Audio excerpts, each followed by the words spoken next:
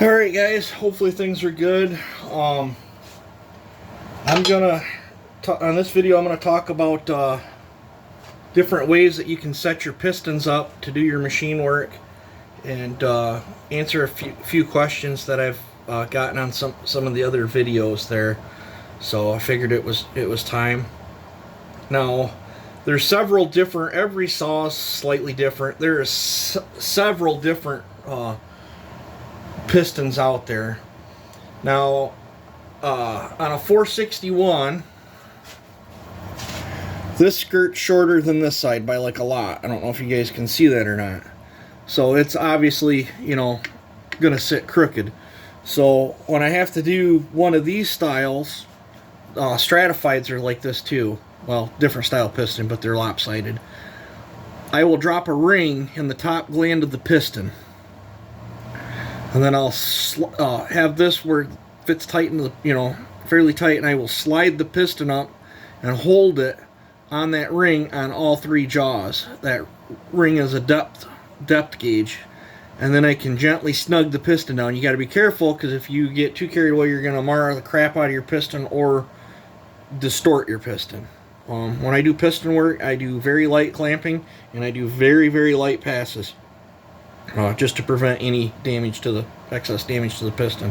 So that's a trick that will help quite a few people out there.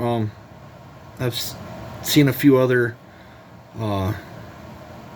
builders struggle with trying to get their pistons squared up and cut and lopsided. I'm not going to say names or nothing, because I'm not that way. But for those that were wondering, you know, how I get them as close to true as I can, right here's one of the tricks. It works for me. It might not work for you. I don't know. I don't know if it's the right way or wrong way. I'm trying to show you guys things that I do. That's for pistons. You can do that for normal even height skirted pistons as well. You can still do that too. But this type of machining method carries the highest risk of putting marks and damaging your piston. I don't have much of a choice because it's lopsided. Now, if your piston's even skirted like this, you can take, especially if you got a centering hole like this piston does, and each skirt's the same, you can chuck up a flat plate. And this was told to me by another builder. I don't know if he wants to be named, so I won't name him unless he wants to chime in on the comments. It doesn't matter to me. But he showed me a trick where you just chuck up a flat plate after it's trucked up, do a gentle pass to make sure it's true to what you're working with.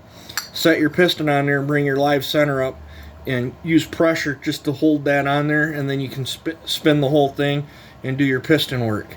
I've done that a few times. It does work. I don't use that method often. One of my favorite methods is I build these, and I have this jig right here, which is just a nut that I drilled all the threads out on, welded it to this piece of threaded, I don't know what you want to call it, at a square. It's just like a piece of threaded rod basically, and I machined this so I can set that in there like this, and then I can slip a piston wrist pin in through here, and then this fits. Well, this is a 52 millimeter. Grab this piston. This piston will fit this jig. That piston fits in there nice, and then I can snug this down, and it will pull this whole assembly down tight in there, and then I can chuck this up, and then I can sit there and make my minor adjustments or whatever until I get it dialed in. I like this method the best. That's just my preference. But on stratified and lopsided skirted pistons, that's obviously not going to work, because if you put that in there, you're going to be cutting crooked as all get out. So that's how I sometimes set up pistons. I've used this plate.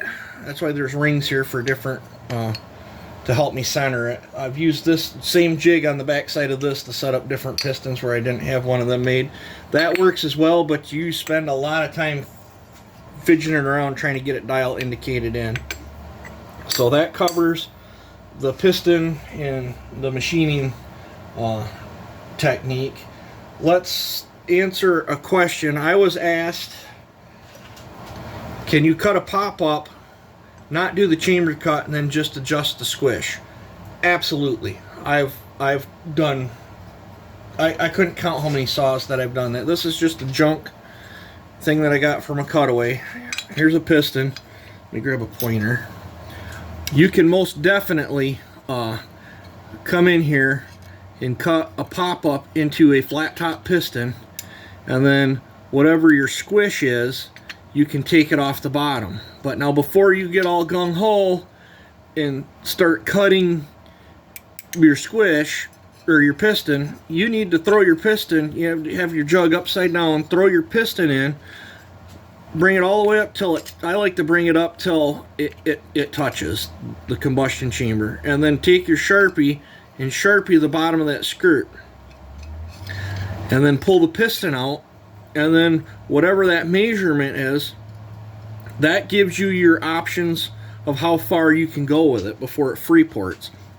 Because it sure would be a bummer to do all that work, cut your base and all that, and then you slide your piston in and roll the saw over and realize you're free porting on the exhaust. It's a bummer of a day. Been there, done that. And then another thing to consider is where your intake timing's at. If you start getting carried away and drop it too low, the more you cut off this base, you are dropping your intake as well. So you got to be cautious of that, or you'll be in here filling it with filler, with some epoxy, JB Weld basically. I've been there and done that as well. So, and then another trick to, if you're going to go that route on raising the compression on your saw, come in and take a measurement. I'm hoping you guys are in view here. Come in and take a measurement from where the cylinder wall is to where your combustion chamber, so that way you know how far you got to go in with your dome.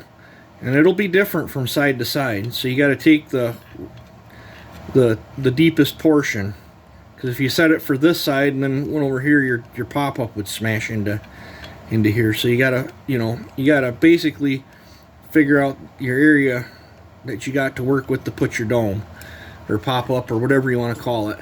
And then the easiest way that I've found for doing this method is I will cut whatever I think I want on the piston, and you got to be careful how much you take off the piston, because you need to leave enough meat here so that your ring gland won't break. But after you do your machine work, set your piston and your jug back on, use some super fat solder, stuff it through the spark plug hole and in, and get a squish reading. And then that squish reading will let you know where you got to cut off the base at. And then after that, it's, adjust your numbers to what you want accordingly. So hopefully that answers your question. Typically, the two reasons I cut a chamber, that will depend on what style of chamber cutting I do, the two most crucial important reasons that I cut a chamber is I'm trying to raise this area up so I can tuck the piston farther up so I can lower the exhaust.